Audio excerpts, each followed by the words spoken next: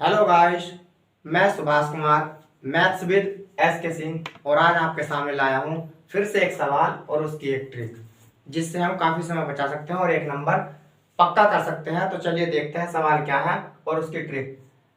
20% की दर से 2 वर्ष का साधारण ब्याज 10,000 रुपये हो तो उसी धन पर उसी दर से 2 वर्ष का चक्रवृद्धि ब्याज क्या होगा ये बताना है।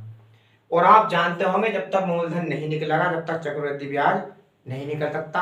तो हम इस सवाल में आज बिना मूलधन निकाले चक्रवृद्धि ब्याज निकालेंगे और इसके निकालने के दो तरीके हैं। पहला और मैं दोनों तरीके बताऊंगा।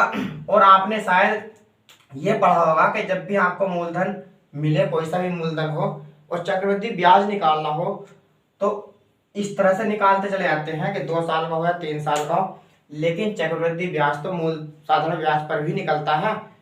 पहले साल का अगर चक्रवृद्धि ब्याज मालूम किया जाए और साधारण ब्याज, पहले साल का कोई चक्रवृद्धि ब्याज नहीं होगा, साधारण ब्याज भी वही होगा और चक्रवृद्धि ब्याज। लेकिन जब दूसरे साल आगे बढ़ेंगे तब चक्रवृद्धि ब्याज निकालने के लिए एक साल साधारण ब्याज तो ऐसे ही रहेगा, लेकिन पिछले साल के साधारण ब्याज पर भी ब्याज मिल देना पड़ता है और वही ब्याज चक्रवृद्धि ब्याज बनता है।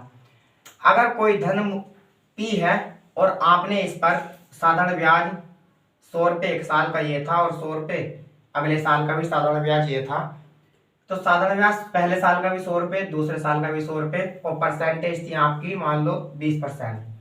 तो हम जब अगले साल में जाएंगे दूसरे साल में तो दूसरे साल में हम पिछले साल के साधारण ब्याज पर भी ब्याज लेते हैं, तब जाकर के चक्रवृद्धि ब्याज बनता है।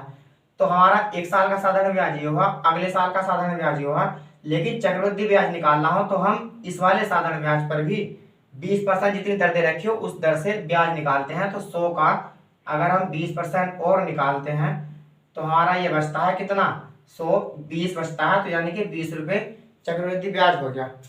तो अब अगर टोटल ब्याज मालूम करेंगे 2 साल का चक्रवृद्धि ब्याज, तो टोटल ब्याज ये होगा आपका 100 ये है और 20 रुपये इस वाले 100 रुपये पर, जो कि ये साधारण ब्याज था। तब जाकर के आप निकालते हैं और यही तरीका अपनाना है हमें भी। लेकिन ये सब चीज नहीं करनी। हमें लगा अगर मैं दोनों साल का साधारण ब्याज गिनूं तो दोनों साल का साधारण ब्याज 200 रुपये था, लेकिन 200 पे ब्याज ना लेकर के हमने उसके आधे पे ब्याज लिया है चक्रवृद्धि ब्याज निकालने के लिए, तो 100 पे ब्याज लिया है।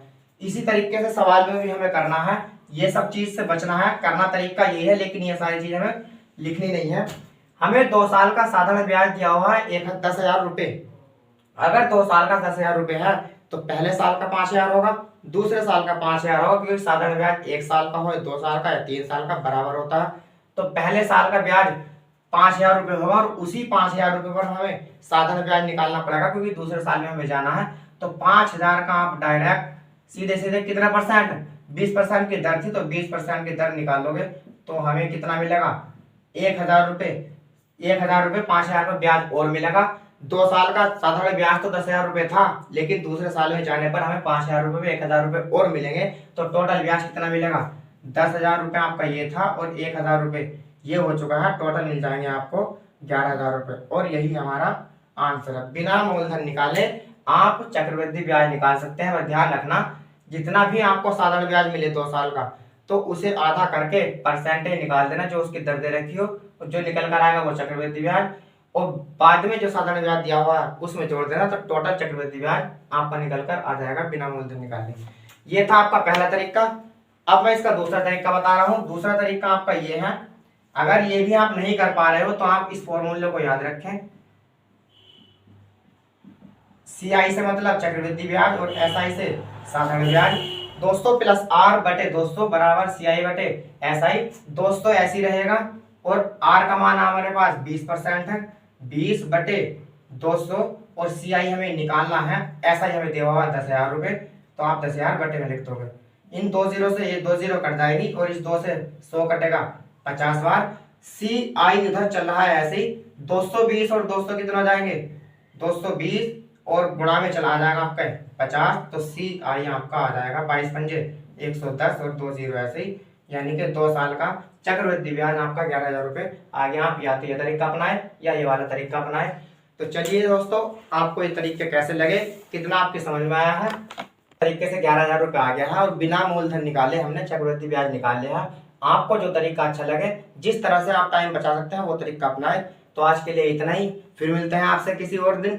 अगले सवाल के साथ और अगले ट्रिक के साथ। तब तक के लिए आप अपनी तैयारी पूरी तरीके से करते रहें, और अगर आपको ये चीजें ये ट्रिक अच्छी लग रही है तो हमारे चैनल से बने और लाइक शेयर सब्सक्राइब ये भी करते रहें। धन्यवाद।